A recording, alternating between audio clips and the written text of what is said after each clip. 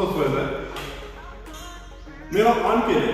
आता घरातला रेग्युलेटर आपण ऑन केला तर काय होतं, म्हणजे हा रेग्युलेटर आपण ऑन केला तर काय होतं, लगेच गॅस यायला चालू होतो आपल्याला, बरोबर आहे.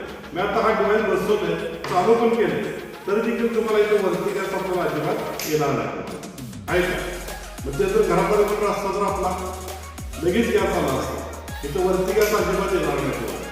तर ज्याला तुम्ही घरातला रेग्युलेटर जोडणार, हा पण मी चालू केलाय, आता तर गॅस यायला पाहिजे आपल्याला, कारण दोन्ही रेग्युलेटर चालायचं म्हणजे यायला पाहिजे, तरी पण तुम्हाला गॅस इथं येणार नाही. तर ज्याला तुम्ही सिलेंडर जोडणार पाहिजे, आता सिलेंडर बटन पण मी चालू केलंय, आता तर गॅस यायला पाहिजे आपल्याला, सगळं कनेक्शन जर चालू आपलं तरी पण तुम्हाला गॅस इथं येणार नाही. तर काय येणार नाही, तर तुम्हाला ते जर्मन टेक्नॉलॉजीचा हा टॉप दिला होता. आता काटाकोटा दिसतो मला तुम्हाला, आहे का इथे लाल कलर मध्ये, म्हणजे जोपर्यंत तुम्ही परवानगी देणार नाही, म्हणजे जोपर्यंत नॉब असं दोन प्रेस करणार नाही तुम्ही, तोपर्यंत तुम्हाला गॅस इकडे येणार नाही.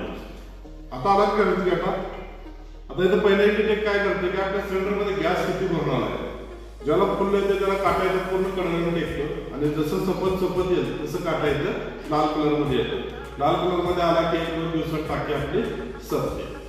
आता आपली सिलेंडर चालू होते इथं, म्हणजे जोपर्यंत तुम्ही इथं परवानगी देणार नाही तोपर्यंत तुम्हाला गॅस इथं येणार नाही.